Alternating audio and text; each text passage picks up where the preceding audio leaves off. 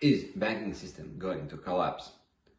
Well, in my previous videos, I covered failure of some of the major United States banks, and then we talked about overtaking or failure, name it as you wish, of Credit Suisse, which was one of the premier banks in the world. So here's a natural question. Is banking system in whole in turmoil? And more importantly, what are financial regulators doing here, and whether are all financial regulation imploding? Well, here's my take on that. Firstly, we have to separate two fundamentally different things: financial sector and its profitability, and regulators' ability to oversee it. Because in the first instance, as it should be on theory, banks could be profitable and they could be unprofitable. They would have very robust business models, good profit margins, good returns on equities, healthy growth rates, and they could be doing everything great. And there could be opposite scenario, where their business models could be obsolete, where they're barely making any money and constantly lacking capital. And this is no good for banks themselves, their respective investors, and basically whole community, because banks have fulfilling rather important role for today's economy. So that's one thing. And secondly, this is regulators' ability to oversee functioning of banking system. Now, here's the thing. Regulators are not responsible for profitability of banks. That's not their job. Their job is to allow functionality of monetary system, and in many countries, safety of some of all of deposits. In other words, if banks fail, it doesn't have any relations to stability of financial system, because if in theory financial system is healthy, banks should and must to fail if their business models proves unprofitable. That's way of life, because here's a couple of examples with other business sectors. For instance, there could be many startups, many e-commerce stores, many fast food joints or whatever, which are founded and go bust all the time. No one actually could foresee that or pay any much attention for that, because like how many e-commerce stores you have seen and how many of them have gone bust? Yes, there are a couple of giants, but overall I would say the probabilities are pretty low when competition is that stiff and business model is changing so much. And most of the people understand that, so they don't bother that much when they see that some people start their own little business and this business doesn't go as planned. So this is life, that happens all the time. And in theory, same should have been for banks. If banks start to work, they are finding their angles, they're making money, that's good. But if for some instance they either mismanage their business model, or this business model becomes obsolete and they are not able to restructure their business, these banks should have failed. Should bankrupt, whether this is for bankruptcy or acquisitions or insolvency, it depends on specific situation, but it should work like that. If bank is not able to make regulatory requirements and to make money, it should go out of business. And in that case, in that sense, and in that context, the fact that there were bank failures in the United States and that caused shadow on many other banks, in fact, it had to be a good thing.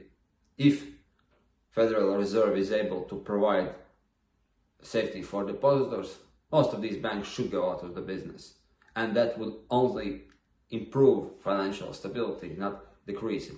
Because if they are not able to make money, that's their business. Then they should go bust.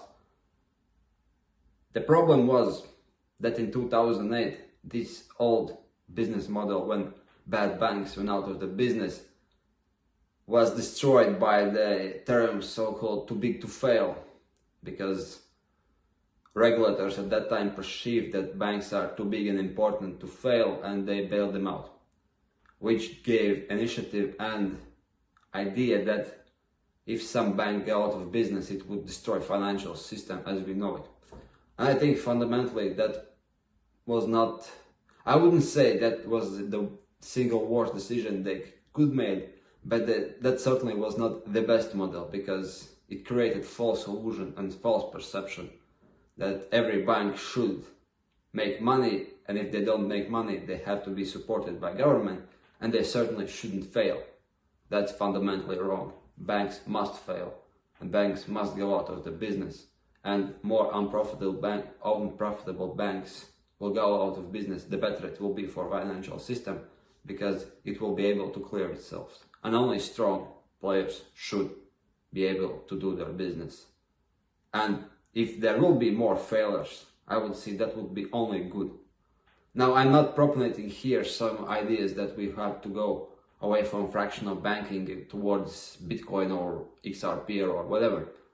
I don't really think that it works that way, and people who proclaim that probably doesn't have that much of understanding how modern financial system, how payment system, how debt markets and financial markets themselves are working, because you simply cannot swap today's financial markets, exchanges, payment systems, clearing systems, bond markets, everything that goes with that, to some sort of XRP or Bitcoin transactions. That's simply silly, and it doesn't have any basis of reality. But I'm here talking to some more old school real business, real capitalism idea that yes, there were United States banks, starting with Silicon Valley Bank, that should go out of business.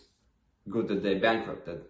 If there are 20 different banks that are having similar problems, well, either they have to be acquired by other banks, or they have to dissolve their business, because if they are not able to manage their risk simply because interest rates have been risen to more acceptable levels and they have been falling treasury value, and that's the reason why they are going out of business, well, then they should go out of business. And if those big players will disappear, it will be only beneficial for us all.